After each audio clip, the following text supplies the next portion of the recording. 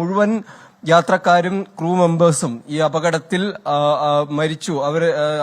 അവർ രക്ഷപ്പെട്ടിട്ടില്ല എന്ന തരത്തിൽ അറിയിച്ചതായി വാർത്താ ഏജൻസികൾ അല്പം മുൻപ് റിപ്പോർട്ട് ചെയ്തിട്ടുണ്ട്. റോയിറ്റേഴ്സും അതുപോലെ തന്നെ അസോസിയേറ്റ് പ്രസ് ഉൾപ്പെടെയുള്ള വാർത്താ ഏജൻസികളാണ് അക്കാര്യം അറിയിച്ചിരിക്കുന്നത്. ഇപ്പോൾ പുറത്തുവരുന്ന ചില വിവരങ്ങൾ എന്നുള്ളത് ഈ വിമാനത്തിൽ ഉണ്ടായിരുന്ന മുഴുവൻ പേർ മരിച്ചതായി ഈ പോലീസ് ഉദ്യോഗസ്ഥർ തന്നെ ഇതുമായി ബന്ധപ്പെട്ട് അറിയിച്ചു എന്ന തരത്തിലാണ്. അതായത് പരിക്കേറ്റവർ പോലും രക്ഷപ്പെടാനുള്ള സാധ്യതയില്ല എന്ന തരത്തിലാണ് ആ പ്രതികരണങ്ങൾ ഇപ്പോൾ പുറത്തേക്ക് വരുന്നത്. അതായത് ഏതാണ്ട് 90% പരിക്കേറ്റവരാണ്, 90% പൊള്ളലേറ്റവർ ഇക്കൂട്ടത്തിലുണ്ടായിരുന്നു. അപ്പോൾ ഇതിലൊരു രക്ഷപ്പെടാനുള്ള സാധ്യതകൾ വളരെ കുറവാണ് എന്ന തരത്തിലാണ് ഈ റിപ്പോർട്ട് ഇപ്പോൾ ഈ ഘട്ടത്തിൽ പുറത്തുവരുന്നത്.